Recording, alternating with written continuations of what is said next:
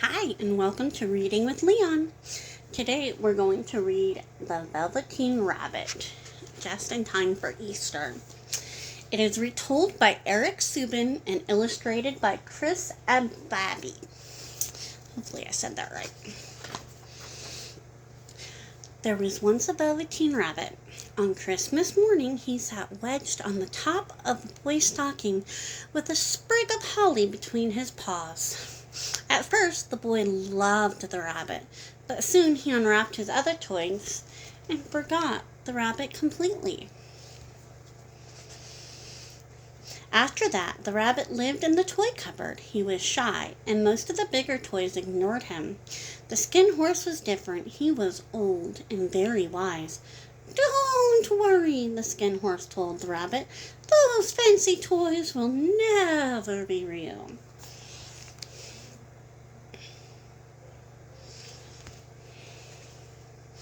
"What is real?" asked the rabbit. "Real is a thing that happens to you," said the skin horse, "when a child loves you for a long, long time." One evening the boy could not find the toy that always slept with him. Nanny reached into the toy cupboard. "Here," she said, "take your old bunny. He'll do to sleep with you."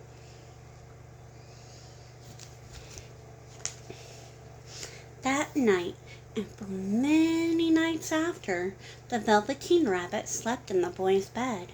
At first, the rabbit found it uncomfortable to be hugged so tight, but very soon he grew to like it. The boy talked to the Velveteen Rabbit, and they played games together.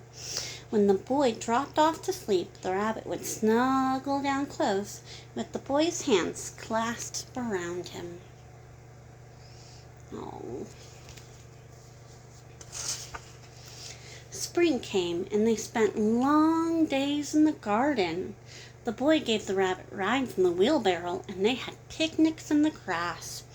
Once, when the boy was called inside, he accidentally left the rabbit in the garden until dark. Nanny had to find him and bring him inside. I'm glad Nanny found him, because that'd be sad. "Here's our old bunny," she said. "All that fuss for a toy." I didn't know. "Here's our old bunny," she said. "All that fuss for a toy." "Give me my bunny," cried the boy. "He isn't a toy. He's real." The little rabbit was very happy after that. He loved to sit in the grass and watch the boy play. One evening, two strange beings crept out of the woods. They were rabbits, but they were furry, and they moved and twitched their noses. I can't twitch my nose, but it went like that. There they are. "Come play with us," they said. "I don't feel like it," said the rabbit. "I don't believe you can," said one of the strange rabbits. He stretched out his neck and looked. "He hasn't any hind legs." "He isn't a rabbit at all," said the other. "He isn't real." I bet that makes him sad. "I am real," said the Velveteen Rabbit. "The boy said so." Just then the boy ran past, and the two strange rabbits were frightened and disappeared. Weeks passed, and then one day the boy became ill. Strange people came and went in the nursery, but the Velveteen Rabbit lay hidden from sight. He knew the boy needed him. "Hope the boy gets okay." For a long time, the boy was too ill to play, but Rabbit looked forward to the time when they would go out to the garden again. He crept up close to the pillow and whispered his plans in the boy's ear. After a while, the boy got better and could go outside for fresh air. One day, the doctor came into the room. "That old bunny is full of germs. Burn it at once." "No, no burning the rabbit." So the little rabbit was put into a sack with a lot of rubbish and carried to the end of the garden for the gardener to burn the next day. The Velveteen Rabbit's head stuck through the top of the sack. He could see all the places where he had played with the boy. A real tear trickled down his nose and fell to the ground. Oh, Bunny sighed. Where it fell, a mysterious flower grew. The blossom opened, and out stepped a fairy. I take the playthings children have loved and turn them into real.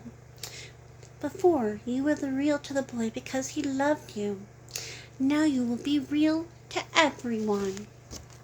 Yay for Bunny! So she flew him to a glade where the wild rabbits danced. Then she kissed him and said, "Run and play, little rabbit." The Velveteen Rabbit was scared. "I don't know if I can," he said. Just then he felt a tickle by his ear, and without thinking, he lifted a hind leg to scratch. The Velveteen Rabbit wasn't scared anymore. "I am real," he whispered, "and I can run and play like the other real rabbits." And that's just what he did. The Velveteen Rabbit was real at last. The end.